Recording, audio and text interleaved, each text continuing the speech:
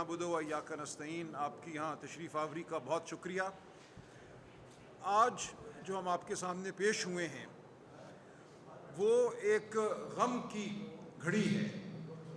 کل ہم نے 3 گھنٹے کانا 9 میں گزارے، جو آپ جانتے ہیں لاہور کا ایک علاقہ ہے، لاہور کے وہ NA 123 میں واقع ایک علاقہ ہے، اور آپ جانتے ہیں NA 123 سے کس کو بطور MNA مسلط کیا گیا۔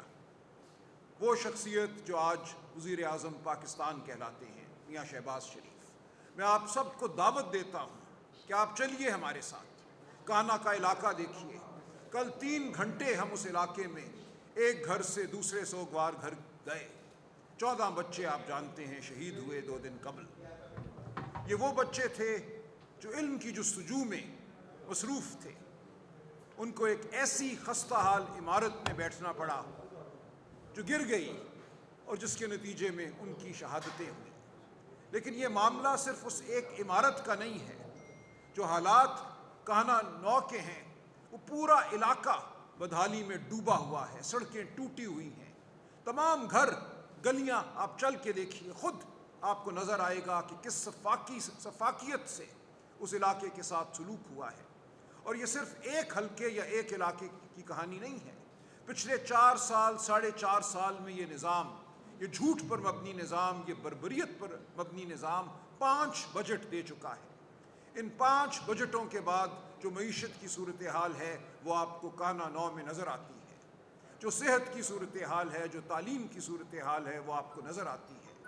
یہ کہہ دینا کہ ہم لاہور شہر کی کچھ گلیوں کو خوبصورت بنا دیں گے، سائن بورڈ ایک جیسے کر دیں گے، یہ شعبدہ بازی ہے۔ اصل حقیقت وہ ہے جو ہمارے سامنے آتی ہے جب 14 بچے اپنی زندگی سے ہاتھ دھو بیٹھتے ہیں۔ اصل حقیقت ان کے باپوں، ان کی ماؤں کے آنسو ہیں۔ تو میں آپ کے سامنے پاکستان تحریک انصاف کی جانب سے اس غم کی گھڑی میں غم کا اظہار تو کرتا ہی ہوں، لیکن یہ اعلان بھی کرتا ہوں کہ پاکستان تحریک انصاف ایک سیاسی قوت نہیں، ایک سماجی قوت بھی ہے۔ ہم پاکستان کے ہر خطے میں، ہر گلی میں، ہر سوگوار خاندان کے ساتھ کھڑے ہیں، ہر اس خاندان کے ساتھ کھڑے ہیں جس کے بچوں کو تعلیم میسر نہیں ہے، جس کے بچوں کو صحت میسر نہیں ہے۔ اور یاد رہے 5 بجٹ ایک بہت لمبا عرصہ ہوتا ہے۔ کہاں گئے وہ بلند بانگ دعوے کہ ہم نے معیشت کا رخ پھیر دیا ہے، ملک میں اب ترقی اور فراوانی ہوگی؟ آج یہ ملک اپنی تاریخ کے بدترین دور سے گزر رہا ہے۔ نہ انسانی حقوق آپ کو اور مجھے حاصل ہے۔ آپ بولیں تو آپ اٹھا لیے جاتے ہیں، آپ لکھیں تو آپ کو نوکری سے نکال دیا جاتا ہے، ہم کوئی بات کریں تو ہمیں عقوبت خانوں میں ڈالا جاتا ہے، دہشت گردی کے ہم پہ مقدمے بنائے جاتے ہیں۔ اور اس سب کے بعد صورتحال یہ ہے کہ آج پاکستان میں 15 سال کی عمر کے 40% بچے سٹنٹڈ ہیں، یعنی کہ ان کے دماغ اور ان کے جسم ان کی عمر کے لحاظ سے کمتر ہیں، اور تمام عمر وہ مقابلے کی دوڑ میں پیچھے رہیں گے۔ آج یہ صورتحال ہے، یہ صورتحال ہے کہ 40% بچے 15 سال کی عمر میں کسی اسکول، مدرسے، ووکیشنل ٹریننگ انسٹیٹیوٹ کہیں بھی نہیں جاتے۔ تو یہ ہے آج پاکستان کی اصل صورتحال۔ یہ کہنا کہ ہم نے معیشت کا رخ موڑ دیا ہے جھوٹ ہے۔ آپ نے صرف گڑ گڑا کر، کاسا سامنے رکھ کر کچھ بھیک حاصل کی ہے اور کچھ بھی حاصل نہیں کیا۔ اور آج جو ورلڈ بینک کی رپورٹ سامنے آئی ہے، جو معیشت کی صورتحال یہ رپورٹ بتاتی ہے، وہ ہم سب کے لیے باعث تشویش بھی ہے اور باعث شرم بھی ہے۔ ورلڈ بینک نے آج یہ لکھا ہے کہ وفاقی حکومت کے اخراجات بے جا ہیں۔ وفاقی حکومت کو 18ویں ترمیم کے بعد جو اخراجات کم کرنے چاہیے تھے، جو وزارتیں صوبوں کو منتقل ہو گئیں، ان وزارتوں میں اضافہ ہوا ہے، کمی نہیں ہوئی۔ ان وزارتوں میں بھرتیاں زیادہ کی گئی ہیں، ان وزارتوں میں خرچہ زیادہ کیا گیا ہے، حالانکہ 18ویں ترمیم کے بعد یہ تمام معاملے جو تھے، صحت کا معاملہ، تعلیم کا معاملہ، یہ صوبوں کو منتقل ہو چکے تھے۔ تو آج صوبوں سے پیسہ واپس مانگا جا رہا ہے۔ ورلڈ بینک کی رپورٹ بتاتی ہے کہ 804 ارب روپیہ 2 صوبوں نے، پنجاب اور سندھ نے، وفاقی حکومت کو دیا ہے اپنے 2026 کے بجٹ میں۔ خیبر پختونخوا نے ایسا نہیں کیا۔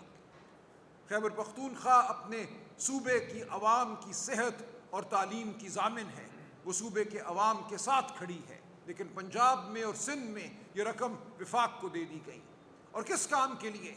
وفاق جو قرضے لیتا ہے، پچھلے 4-4.5 سال میں جو قرضے وفاقی حکومت نے لیے ہیں وہ پچھلے 74 سال کے قرضوں کے برابر ہیں، اور ان قرضوں پر جو سود اور سود پر جو سود دیا جا رہا ہے وہ دینے کے لیے صوبوں سے پیسے لیے جا رہے ہیں۔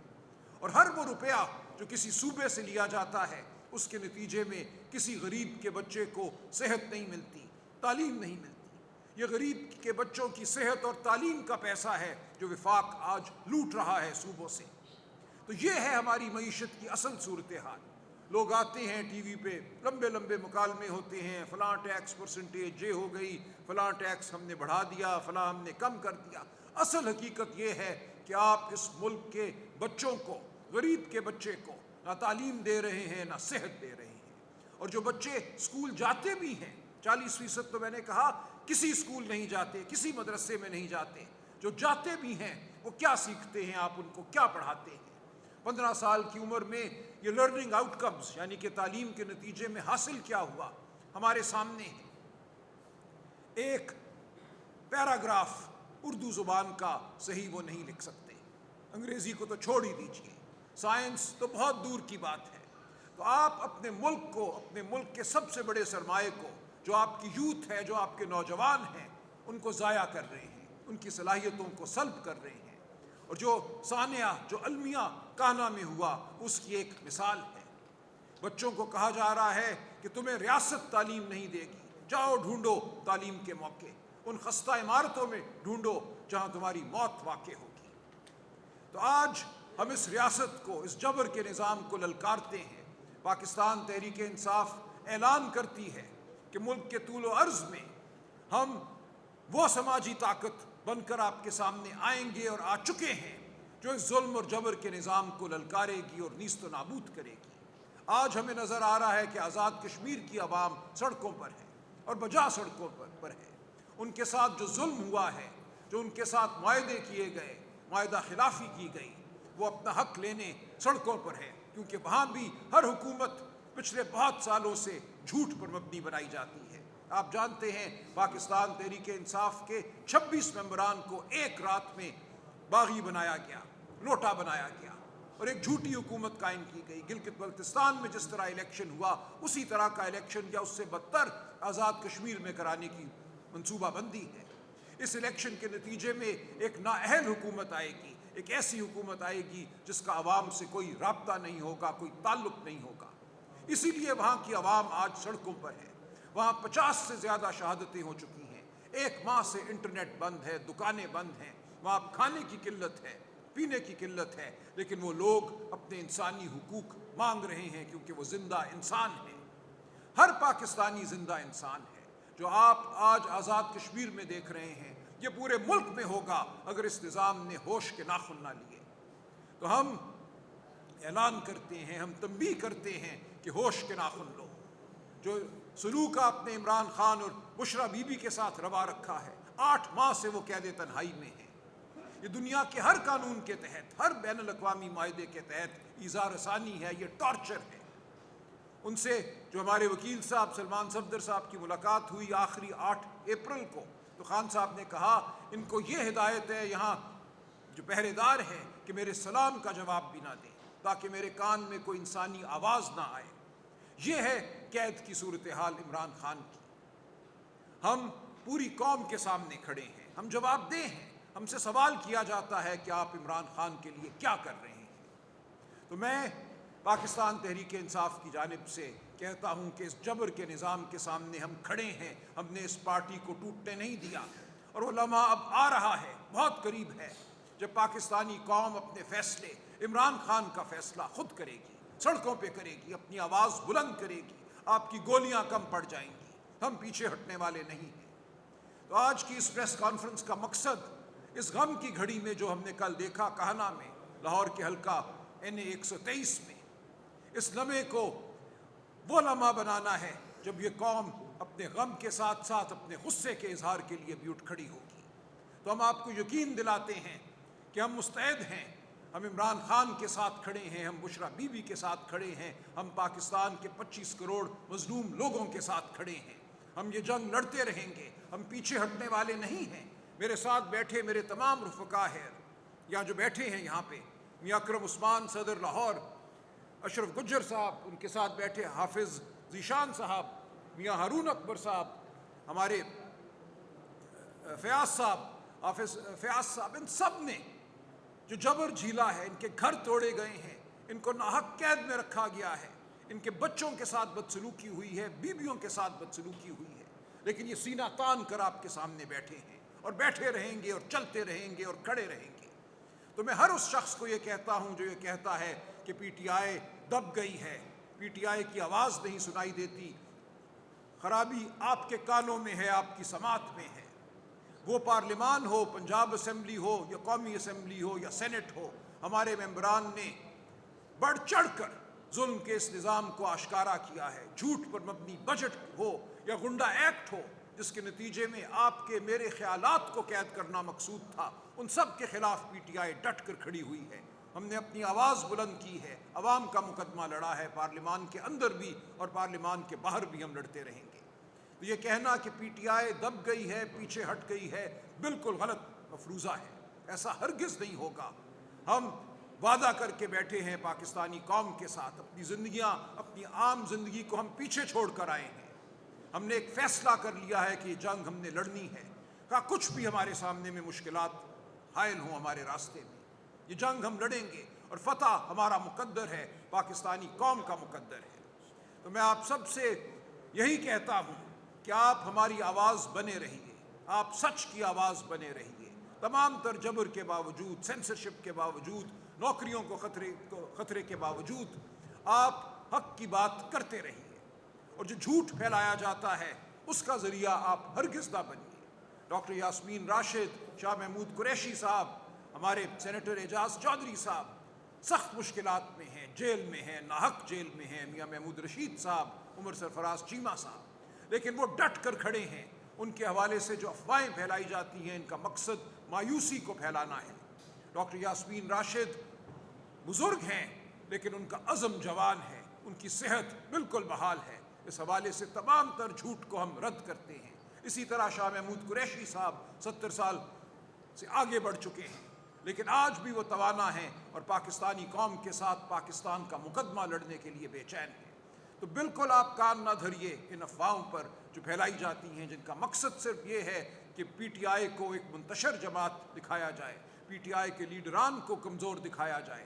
ایسا کچھ بھی نہیں ہے، یہ جماعت پہلے سے زیادہ مضبوط ہے۔ جو جبر اور جو ظلم ہم نے سہا ہے، ہم سب پر 20 دہشت گردی کے مقدمات ہیں، ہم سب کو یہ کہا جاتا ہے کہ پرسوں جو تمہاری بیل ہے وہ نہیں ملے گی، تمہیں قید کر لیا جائے گا، لیکن ہم بولتے رہیں گے، ہماری زبان آزاد ہے، ہمارے ذہن آزاد ہے، ہماری روح آزاد ہے۔ میاں صاحب آپ کچھ فرمائیے گا۔ بسم اللہ الرحمن الرحیم۔ جی بہت شکریہ آپ تمام دوستوں کا۔ کل جو سانحہ ہوا اس پہ دل بہت دکھی ہے، افسردہ ہے۔ ایک ہی گھر کے 3 معصوم، 2 معصوم بچے دنیا سے چلے گئے، قیامت ہے ان کے لیے۔ یہ ہمارا بیٹھنا، یہاں پر آپ سے بات کرنا، آپ کے کافی کیمرہ مین بھی وہاں تھے، جو حالات تھے، وزیر اعظم پاکستان کا حلقہ ہو، اتنے برے حالات ہوں وہاں پر، شرم آئی ہمیں وہاں پر جا کر، دکھ ہوا ہمیں جا کر، اور یہ بھی سن کر کے جہاز کے اوپر کہتے ہیں بھائی خرید لیا، بھائی 1 ارب روپیہ بھی اگر اس حلقے میں لگا دیں تو اس یہ نہ یہ حادثہ ہوتا، نہ یہ وہاں کے جو لوگ ہیں وہ اپنی بنیادی جو سہولتوں سے محروم رہتے۔ بے شرمی کا عالم یہ ہے کہ کھڑے ہو کے کہہ دیتے ہیں لے لیا جہاز بھائی۔ یہ عالم ہے اس حکومت کا، ان کی عیاشیاں دیکھیں اور ان کی جو ہے نیچے حالات دیکھیں، اور یہ حادثہ کسی کے ساتھ بھی ہو سکتا ہے، اللہ رحم کرے۔ سب بچے سب کے سانجے ہوتے ہیں، پھول جیسے بچے تھے، ان کے والدین کے ہوش نہیں تھے، ان کو کوئی سمجھ نہیں آتی قیامت اور سے زیادہ کیا ہو سکتی ہے ایک گھر کے لیے۔ اللہ معاف کرے، اب ہم سب کے بچے ہیں یہاں پر، کسی کے ساتھ حادثہ ہو جائے اس میں کیا بیتی ہے صرف وہی جانتا ہے۔ تو یہاں پر ہم اس لیے بیٹھے ہیں کہ یہ حالات صرف ہمارے خاموشی کی وجہ سے ہے۔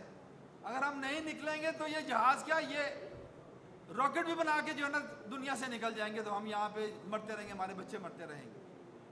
اس کے بعد جو پروپیگنڈا کرتے ہیں یہ لوگ، انتہائی بے شرمی کی بات ہے کہ کسی کی صحت کے متعلق ایسی بات بتانا، یہ اللہ کے کام ہے.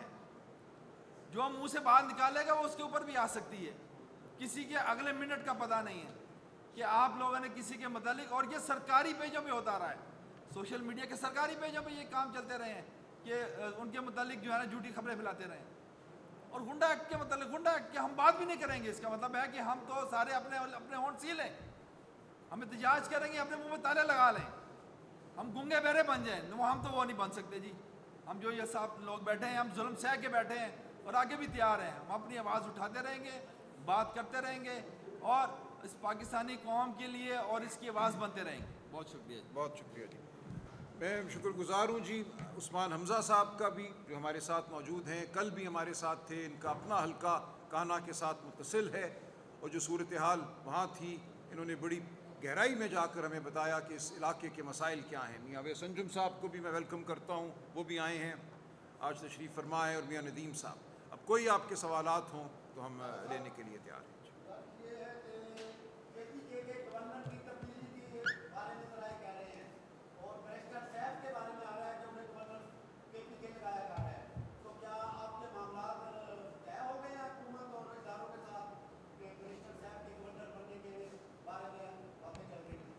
معاملات ظلم کے ساتھ نہیں طے ہو سکتے جب تک ظالم اپنے ظلم کو مان نہ لے، اپنے جھوٹ کو مان نہ لے. یہ سب افواہیں ہیں. ہمارے پاس کوئی اس حوالے سے مصدقہ اطلاع نہیں ہے، اور گورنر کون ہوتا ہے کون نہیں ہوتا اس سے کوئی فرق نہیں پڑتا. اصل بات یہ ہے کہ کیا عوام کو ان کے حقوق مل رہے ہیں. آج جب ہم یہاں بیٹھے بات کر رہے ہیں تو کیوں باہر پولیس والے کھڑے ہیں، پولیس کی گاڑیاں کھڑی ہیں؟ کس کو دہشت زدہ کرنا مقصود ہے؟ اصل مسئلے اس ملک کے یہ ہیں. کون گورنر ہے، کون کس کرسی پہ بیٹھا ہے، بے معنی ہے. یہ بتائیے گا کہ خان صاحب کی ایک بہن کو ملنے کی پیشکش کی گئی ہے، کیونکہ اس طرح کی چیزیں سوشل میڈیا پہ چھا رہی تھی، لیکن جب وہ ریاضہ جیل منگل کے روز جاتی ہیں تو ملاقات نہیں کروائی جاتی. وہ سر یہ کیا بات کیا تھی؟ ایک بہن کو ملنے کی اجازت تھی یا نہیں تھی، یا آفر کی گئی تھی؟ اس حوالے سے ذرا بتائیے. نہیں، دیکھیں یہ سب مس انفارمیشن ہے، افواہیں ہیں جو دانستہ پھیلائی جاتی ہیں تاکہ ایک کنفیوژن کا ماحول جو ہے وہ قائم رہے. جو بات سامنے آئی وہ صرف اتنی ہے کہ جب 26 نمبر چنگی پہ 2 ہفتے پہلے ہم بیٹھے ہوئے تھے جہاں ہمیں روک دیا گیا تھا، وہاں بیرسٹر گوہر صاحب نے علیمہ بی بی کو بتایا کہ اگر نورین بی بی درخواست دیتی ہیں تو امکان ہے کہ اس درخواست کو قبول کر لیا جائے گا. ان کو ان کے ذرائع نے یہ بتایا تھا. بس اتنی بات ہے، اس سے زیادہ کچھ نہیں. ایسا نہیں ہے کہ ان کو کوئی اجازت مل گئی تھی اور وہ نہیں گئی.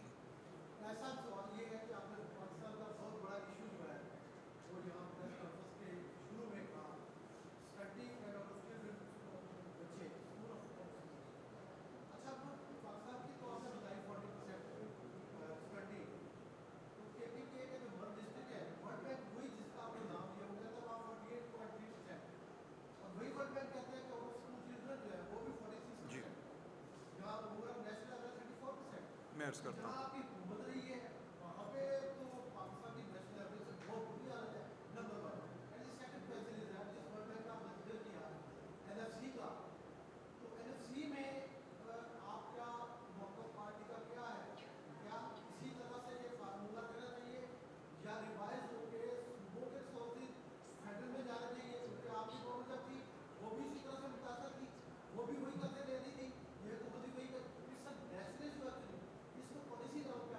جی یہ بڑا آپ کا اہم سوال ہے. جی دیکھیں، جہاں تک خیبر پختونخوا میں بچوں کی سٹنٹنگ اور تعلیم کی صورتحال کا معاملہ ہے، جب آپ خیبر پختونخوا کے اعداد و شمار لیتے ہیں، اس وقت جو خیبر پختونخوا ہے وہ قبائلی علاقے جو ہمارے تھے فارمر فاٹا، ان کو صوبے میں شامل کرنے کے بعد یہ نمبر آپ کے سامنے آتی ہیں.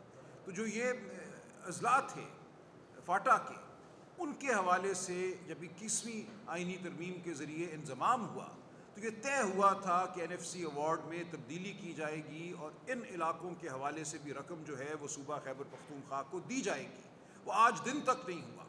اب 5 سال گزرنے کو آئے ہیں اور یہی مقدمہ لے کر وزیر اعلیٰ Sohail Afridi national economic council کی میٹنگ میں بھی گئے تھے اس سال، کہ وہ اربوں ہا روپیہ ہے، وہ کوئی 500 ارب روپیہ بنتا ہے جو ان علاقوں کا صوبہ خیبر پختونخوا کو دیا جانا تھا، جس کے نتیجے میں یہاں سکول بننے تھے، یہاں سڑکیں بننی تھیں، یہاں ہسپتال بننے تھے. وہ رقم نہیں دی گئی. تو یہ چیز ذہن میں رہے. اور یہ بھی ذہن میں رہے کہ سب سے زیادہ جو تباہ کاری ہے، جو قتل و غارت ہے، جو دہشت گردی ہے، وہ اسی صوبے میں ہے۔ اور وہ اس لیے نہیں ہے کہ اس صوبے کی کوئی پالیسی تھی، یہ پالیسی وفاق کی تھی۔ وفاقی پالیسیوں کے نتیجے میں آپ 90 کی دہائی ہو، اس کے بعد کی دہائیاں ہوں، آپ نے یہاں ایک بازار گرم کیا۔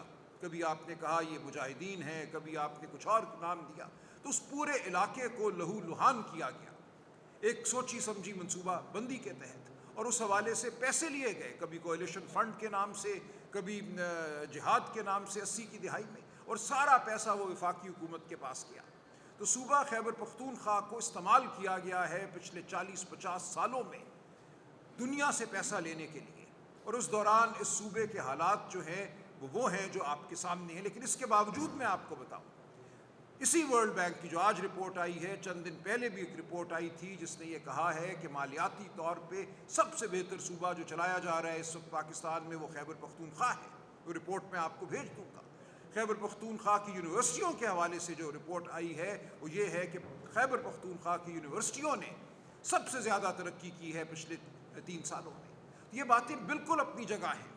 صوبے کی جو عمومی صورتحال ہے، دہشت گردی کی وجہ سے جو ضم شدہ اضلاع ہیں ان کے حوالے سے پیسہ نہ دینے کی وجہ سے، وہ اپنی جگہ ہے، لیکن یہ صوبہ اور اس کی حکومت انسان دوست حکومت ہے، اور ہر وہ کام کر رہی ہے جو عمران خان کے نظریے کے مطابق ہے۔ آپ جانتے ہیں عمران خان نے اس ملک کو صحت کارڈ دیا کہ کوئی بھی ہو، وہ غریب کا بچہ ہو، وہ کوئی امیر کا بچہ ہو، سب کو یکساں صحت ملے گی، کسی بھی ہسپتال میں جا کر آپ کوئی بھی آپریشن کرا سکتے ہیں۔ تو یہ نظام آج بھی خیبر پختونخوا میں قائم ہے، اس کو پنجاب میں نہ ہونے کے برابر کر دیا گیا ہے۔ جی این ایف سی کے حوالے سے بہت ہی اہم سوال ہے۔ دیکھیں، جو اس وقت ملک کی صورتحال ہے، جو وفاقی ریونیو ہے، جو وفاقی محصولات ہیں اور جو صوبائی ریونیوز ہیں، ان دونوں میں ایک بیلنس قائم کرنا انتہائی ضروری ہے۔ وفاق کے اخراجات کو کم کرنا سب سے پہلا ہمارا کام ہونا چاہیے۔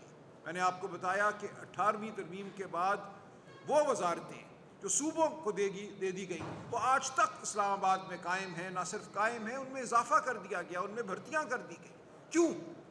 صحت اور تعلیم تو اب صوبوں کا کام ہے۔ وفاقی سطح پہ صحت اور تعلیم پہ کیوں اتنا خرچہ ہو رہا ہے؟ کہاں جا رہا ہے وہ خرچہ؟ ہمیں تو نظر نہیں آتا۔ تو وفاق کی اپنی ایک بد اعتمادی ہے، ہم نے اس کو ٹھیک کرنا ہے، لیکن اس کے لیے ضروری یہ ہے کہ وہ حکومتیں قائم ہوں جو واقعتاً عوام کی نمائندہ حکومتیں ہیں۔ جھوٹ اور فارم 47 پر بنائی گئی حکومتیں یہ فیصلے نہیں کر سکتی۔ ہمیں سب کو، پورے ملک کو اکٹھا بیٹھنا ہے، وہ سندھ ہو، پنجاب ہو، خیبر پختونخوا ہو، آزاد کشمیر، گلگت بلتستان، بلوچستان، ہم سب نے اکٹھے بیٹھ کر بہت بڑے فیصلے کرنے ہیں۔ بلوچستان کے ساتھ جو 78 سال سے سلوک روا رکھا گیا ہے وہ شرمناک ہے۔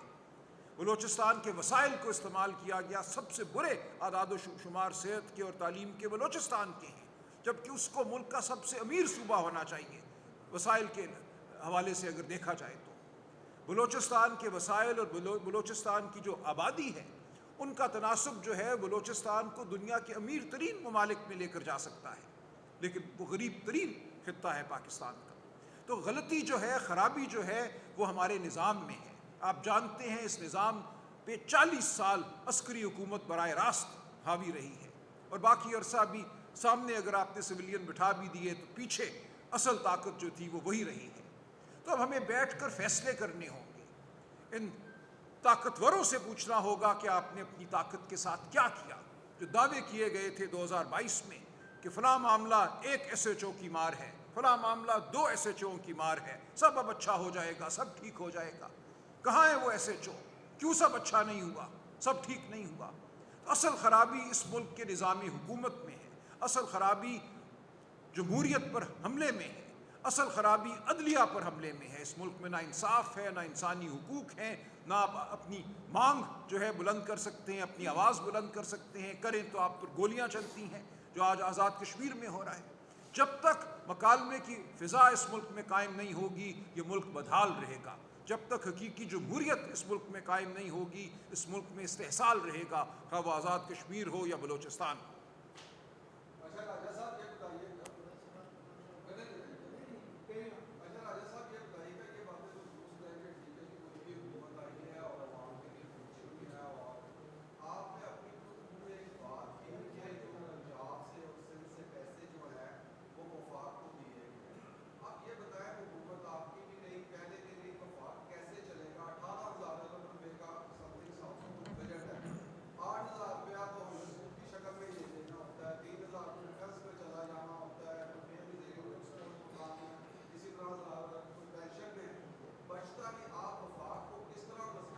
میں جی یہ بڑا اہم ہے، اسی پہ ذرا پہلے پھر دوسرا پھر دیکھیں، میں نے اسی لیے عرض کیا، یا ابھی بھائی نے جو سوال کیا تھا اس کے جواب میں بھی، کہ ہم اب اپنی ریاستی زندگی کے جس کو کہتے ہیں نا ایگزسٹینشل لمحے پہ کھڑے ہیں. یہ زندگی اور موت کا سوال اب بن چکا ہے یہ معاملہ، اور ان معاملات کو ٹھیک کرنے کے لیے آپ کو ضرورت ہے حقیقی نمائندوں کی جو مشکل فیصلے کر سکیں، جو وہ فیصلے کر سکیں جو ایک مصنوعی حکومت نہیں کر سکتی. آپ بالکل ٹھیک کہہ رہے ہیں کہ وفاقی حکومت اس وقت دیوالیہ ہو چکی ہے. وفاقی حکومت اتنا ٹیکس اکٹھا نہیں کر سکتی جو اس کے اخراجات ہیں، وہ پینشن ہو یا وہ سود ہو. پینشن اور سود ہی دینے کے بعد وفاقی حکومت کے پاس ڈیفنس کے لیے اور دیگر معاملات کے لیے بہت کم رقم بچتی ہے. تو اب اس پوری ریاست کی تشکیل نو کی ضرورت ہے، ایک نئے عمرانی معاہدے کی ضرورت ہے. ہم سب کو ٹھنڈے دل سے بیٹھ کر دیکھنا ہے کہ ہم یہ کہاں آ کھڑے ہوئے ہیں. تمام صوبوں کو آپ کو ساتھ لے کر چلنا ہے. آپ نے گولیاں نہیں چلانی، آپ نے وہ نہیں کرنا جو آزاد کشمیر میں ہو رہا ہے یا جو پنجاب میں ہو رہا ہے. تو یہ انتہائی سنجیدگی سے بطور پاکستانی میں یہ بات کر رہا ہوں کہ پاکستان کو اب ضرورت ہے کہ ہم سب سے پہلے پاکستانی بن کر بیٹھیں اور پاکستان کے لیے سوچیں کہ ہم کہاں کھڑے ہیں. کیا ہم پینشن بند کر سکتے ہیں؟ وہ بزرگ جنہوں نے 30-40 سال محنت کی، اپنی جوانیاں دی، آج ہم ان کو کہیں کہ تمہاری پینشن بند ہے، تم بن جاؤ کسی کے دروازے کے سامنے پڑے بھکاری؟ یہ نہیں ہم کہہ سکتے. ہم نے دینی ہے پینشن. یہ اولین فریضہ ہے ایک ریاست کا کہ جن لوگوں نے اپنی جوانیاں اپنی عمریں دیں ان کو پینشن دی جائے ان کے بڑھاپے میں. ہم نہیں کہہ سکتے کہ ہم اپنا دفاع نہیں کریں گے، ہمیں ضرورت ہے اپنے دفاع کی.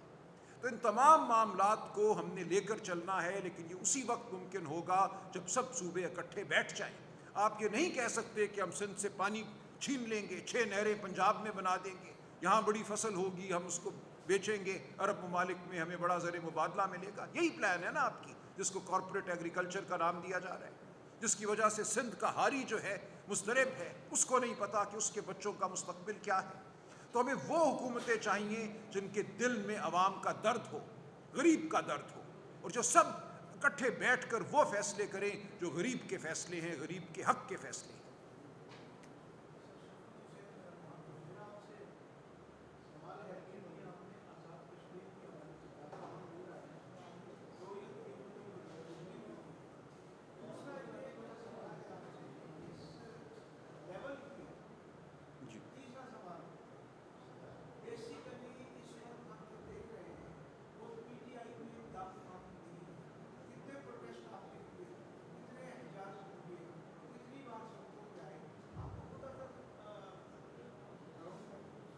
چلیں جواب دوں.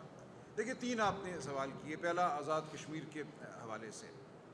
دیکھیں آپ نے کہا آزاد کشمیر میں آٹے کے تھیلے کی قیمت بہت کم ہے پنجاب سے اگر مقابلہ کریں. دیکھیں مسئلہ صرف معاشی نہیں ہوا کرتا، معاشی بھی ہے، میں آتا ہوں واپس اس طرف. مسئلہ انسانوں کا سیاسی حقوق بھی ہوا کرتا ہے، اور سب سے بڑھ کر ہوا کرتا ہے. عزت نفس سب سے بڑی چیز ہے. ہم یہ سمجھتے ہیں کہ الیکشن، اسمبلی کوئی فروئی باتیں ہیں، اس کو جس طرح مرضی کرا لو، جس طرح مرضی حکومت قائم کر دو. نہیں، اس کا تعلق براہ راست انسانوں کی انسانیت سے ہے. کیا میرے ووٹ کی تکریم ہوگی؟ اگر میرے ووٹ کی تکریم نہیں ہوتی تو وہ میری تکریم نہیں ہے، بطور انسان تکریم نہیں ہے. جب آپ کسی کا ووٹ چراتے ہیں تو آپ اس کو کہتے ہیں تو انسان نہیں ہے. تو وہ کیا مانگ رہے ہیں وہاں پہ؟ وہ یہ کہہ رہے ہیں کہ جو 12 سیٹیں آپ نے پاکستان کو دی ہوئی ہیں مہاجرین کے نام پر، 6 یا 8 پنجاب میں ہیں، 2 غالباً خیبر پختونخوا میں ہیں، 2 سندھ میں ہیں. ان سیٹوں کو آپ استعمال کرتے ہیں آزاد کشمیر میں اپنی مرضی کی حکومت بنانے کے لیے. جو آپ استحصال انتخابی عمل کا پنجاب میں اور باقی علاقوں میں کرتے ہیں، اس کے نتیجے میں یہ سیٹیں بھی اسی طرح پر کی جاتی ہیں جیسے فارم 47 کے ذریعے 2024 میں، فروری 2024 میں سیٹیں پر کی گئیں. ان کو یہ قبول نہیں ہے کہ ان کے اوپر لوگ مسلط کیے جائیں غیر جمہوری طریقے سے الیکشن کو رگ کر کے. تو وہ کہہ یہ رہے ہیں کہ ہمارے ووٹ کی وقت جو ہے وہ ہم منوا کے رہیں گے، ہم ووٹ آزاد کشمیر کی دھرتی پہ ڈالیں گے، یہاں ووٹ ہوگا، یہاں انتخاب ہوگا. ہم نہیں اجازت دیں گے کہ ایجنسیاں جو ہیں پنجاب میں یا خیبر پختونخوا میں یا سندھ میں لوگ سلیکٹ کر کے ہمارے اوپر مسلط کریں. تو سمجھیے اس بات کی گہرائی کو. یہ انسانی حقوق کی بات ہے. جمہوریت کا تعلق انسانی حقوق سے ہے، انسان کے ہونے سے ہے، عزت نفس سے ہے. وہ اپنی عزت نفس مانگ رہے ہیں آپ سے. جو باقی معاملات ہیں معاشی نوعیت کے، آپ دیکھیے کہ آپ نے معاہدے ان کے ساتھ کیا کیے ہیں. منگلا ڈیم بناتے وقت کیا معاہدہ ہوا تھا ان کے ساتھ کہ بجلی کیسے ان کو فراہم کی جائے گی, کیسے دیگر اشیاء ان کو فراہم کی جائیں گی. وہ وہی حقوق مانگ رہے ہیں جو ان کو دے دیے گئے ہیں, ان حقوق کو اب ان سے چھینا جا رہا ہے. وہ معاشی حقوق مانگ رہے ہیں جو آپ بیٹھ کر ان سے بات کر کے ان کو سمجھائیے کہ آپ ان کو کیوں نہیں دے رہے. اگر آپ نہیں دے رہے, جواب میں آپ نے گولیاں چلائیں, لیکن جو ان کا سیاسی حق ہے کہ ایک منتخب جمہوری حکومت وہاں قائم ہو, وہ حق آپ کو انہیں دینا پڑے گا. ایک یہ بات ہو گئی. دوسرا سوال آپ کا تھا, دہرا دیجیے گا. وہ تیسرا سوال تھا, بیچ میں ایک دوسرا بھی تھا آپ کا. دیکھیں چلے پی ٹی آئی پہ آ جاتی ہیں. اب پی ٹی آئی آپ نے کہا کتنے احتجاج کیے ہیں, آپ تو گھروں میں چھپ کر کے بیٹھے ہوئے ہیں. دیکھیں یہ بات وہ لوگ کرتے ہیں جو ان سب میرے دوستوں کے المیوں کو نہیں جانتے. اس ملک میں وہ جبر ہوا ہے, وہ بربریت ہوئی ہے جس کی مثال آپ کو میں دعوے سے کہتا ہوں انگریز کے دور میں نہیں ملتی. انگریز کے دور میں جلیانوالہ باغ کا ایک واقعہ ہوا 1919 میں. اس کے بعد وہ پورا نظام دہل گیا. 1919 سے لے کر سن 47 تک ہمارے بڑوں نے, ہمارے اسلاف نے ایک تحریک چلائی, آزادی کی تحریک چلائی. وہ سڑکوں پہ نکلتے تھے, وہ جلسے کرتے تھے, وہ جلوس کرتے تھے. مجھے بتائیے کتنوں پہ گولیاں چلی؟ جو 26 نومبر کو آپ نے سیدھی گولی چلائی, آپ نے مرید کے میں تحریک لبیک پہ گولی چلائی. جب امام خامنئی کی شہادت ہوئی اسلام آباد میں گولی چلی, گلگت بلتستان میں گولی چلی, کراچی میں گولی چلی. یہ کام انگریز نے نہیں کیا تھا. وہ مانتا تھا لوگوں کے حق کو, سڑک پہ چلنے کے حق کو, آواز بلند کرنے کے حق کو, مل بیٹھنے کے حق کو. دنیا کی ہر بڑی ریولوشن, ہر بڑا انقلاب اس حق کے لیے ہوا ہے کہ ہم انسان ہیں, ہم آزاد ہیں, ہماری آواز سنو. وہ امریکہ کی تحریک آزادی ہو یا فرانس کی تحریک آزادی ہو, تھوڑا بہت ہم طالب علم ہیں ان چیزوں کے. ایک منٹ مجھے بات کرنے دیں. دیکھیں اس سب کے باوجود یہ سب دوست یہاں بیٹھے ہیں نا. بہت آسان تھا میرے لیے میں کہوں میں کارپوریٹ لا کا, کانسٹیٹیوشن کا بہت بڑا وکیل ہوں, میں اپنی وکالت ہی کروں گا, میں کیوں آؤں ادھر, بیٹھا رہوں گا, کروڑوں روپے کماؤں گا. کیوں ہم سب یہاں بیٹھے ہوئے ہیں؟ کیوں ہم للکار رہے ہیں اس نظام کو؟ للکارنا, آواز بلند کرنا. قائد اعظم نے, علامہ اقبال نے پھر کیا کیا؟ انہوں نے آواز ہی بلند کی نا. ایک نے شاعری میں, دوسرے نے اپنی تقریروں کے ذریعے. ڈنڈے لے کے تو کبھی قائد اعظم نے حملہ نہیں کیا تھا. ان کی آواز کو سنا گیا. عوام کی آواز کی طاقت ہوتی ہے, سچ کی طاقت ہوتی ہے. ہم اپنی آواز بلند کر رہے ہیں اور کرتے رہیں گے. آپ یہ چاہتے ہیں کہ ایک جتھا ہو, وہ جائے کسی چوک کی جانب جائے اور وہاں جا کے آگ لگا دے, ایسا ہم نہیں کریں گے. لیکن انقلاب اس ملک میں آئے گا. آپ دیکھیے آزاد کشمیر میں کیا ہوا. تمام سیاسی جماعتیں, تمام لیڈران دھرے کے دھرے رہ گئے اور لوگ خود آگے بڑھے, نئے لیڈر پیدا ہو گئے. تو یہاں بھی ہوگا. ہم پہ تو ان کی نگاہیں ہیں. ہم آتے ہیں تو یہاں گارڈ لگ جاتی ہے باہر, یہاں پہرے دار آ کے کھڑے ہو جاتے ہیں, بندوقیں تھامے. آج اس وقت باہر پولیس کھڑی ہے, ہمارے گھروں کے باہر کھڑی ہے. ہم نکلتے ہیں, ہمارے پیچھے ٹرک ہوتے ہیں, ڈالے ہوتے ہیں, ہمارے بچوں کو اٹھا لیا جاتا ہے, مارا پیٹا جاتا ہے, مقدمے نہیں بنائے جاتے. آپ یہ سب جانتے ہیں. 40-50 دن کے بعد جب کوئی برآمد ہوتا ہے کسی حکومت خانے سے, اس کی آنکھیں پتھرائی ہوئی ہوتی ہیں. ہمارے دیوان محی الدین صاحب کو اٹھا لیا گیا. کیوں؟ 3 سال کے بعد کہا گیا کہ ان کے لیے بھی, ان کا نام بھی ہم دے رہے ہیں 9 مئی کے مقدمے میں. 3 سال بعد ان کو یاد آئی, صرف اس لیے کہ وہ آزاد کشمیر کے الیکشن میں متحرک تھے. آپ کا دوسرا سوال یہی تھا کہ پہلے سے آپ نے کیسے اندازہ لگا لیا کہ آزاد کشمیر میں الیکشن. دیکھیں یہ کوئی ہم بچے نہیں ہیں, ہم بھگت چکے ہیں. ہم بھگت چکے ہیں 8 فروری 2024 کو, ہم بھگت چکے ہیں گلگت بلتستان کو. ہم جانتے ہیں اس وقت آزاد کشمیر میں کیا ہو رہا ہے, کس طرح کینڈیڈیٹس کو, کس طرح ووٹروں کو ڈرایا دھمکایا جا رہا ہے. گلگت بلتستان میں کیا ہوا. اس پورے ملک میں یہ سمجھ لیا گیا ہے کہ الیکشن صرف ایک کھیل ہے, ایک ڈھونگ ہے جو رچانا ہوتا ہے, ورنہ فیصلے تو کہیں اور ہو جاتے ہیں کہ کس کو منتخب کرنا ہے, کس کو گلگت بلتستان کی حکومت دینی ہے, کس کو آزاد کشمیر کی حکومت دینی ہے, کس کو وفاق کی حکومت دینی ہے. عوام کچھ بھی نہیں ہے, عوام کی آواز کچھ بھی نہیں ہے. عوام بس ایک مغز سے آری ریوڑ ہے. یہاں یہ سوچ لیا گیا, یہ سوچ ہے جو اس وقت اس ملک پر مسلط ہے. ان کو مارو, ان کو پیٹو, یہ خاموش ہو جائیں گے. ہم نہیں ہوئے خاموش. آپ ہماری آواز پہ توجہ دیجیے. آپ کو بہت جلد ہم سب جیلوں میں بھی نظر آئیں گے, سڑکوں پہ بھی نظر آئیں گے. میں آپ سے وعدہ کرتا ہوں, ہم میں سے کوئی ڈر کے پیچھے بیٹھنے والا نہیں. سب گزار کے آئیں. اکرم عثمان بیٹھے, 2 سال یہ ملٹری جیل میں گزار کے آئے ہیں. ان کے ساتھ ان کے بھائی بیٹھے ہیں, ہارون اکبر صاحب سال کے قریب یہ جیل کاٹ کر آئے. میں سب کی آپ کو گنوا سکتا ہوں جیلیں. تو آپ کیا بات کر رہے ہیں؟ یہ شریف لوگ ہیں, یہ عزت دار لوگ ہیں. ان کے گھر توڑے گئے ہیں, چادر چار دیواری مسمار کی گئی ہے، بچوں پر ہاتھ اٹھے ہیں، بچے لرزے ہیں خوف سے، یہ سب کچھ جھیلا ہے۔ آپ چلے جائیے اچھرا میں، آپ کو گلیوں کی گلیاں ایسی ملیں گی اس شہر میں جہاں ایک گھر ایسا نہیں جس کو توڑا نہ گیا ہو، دکانیں توڑی گئی ہیں، لوگوں کے روزگار پر حملہ کیا گیا ہے۔ ایسی بدترین فسطائیت کے بعد اگر آپ یہ کہیں کہ کیوں یہ چند لوگ ہر روز سڑک پہ آ کے گرفتار نہیں ہوتے، ہو جائیں گے، اور پھر کہا جائے گا یہ نمائشی گرفتاری ہے۔ دیکھو اب یہ خاموش ہو کر بیٹھ گئے۔ ہم اس لیے یہاں کھڑے ہیں کہ ہماری آواز بلند ہوتی رہے، عوام کی آواز بلند ہوتی رہے، اور جب وہ لمحہ آئے گا جیل بھرنے کا، ہم سب جیل بھریں گے، آپ فکر مت کیجیے۔ Thank you sir. بہت شکریہ۔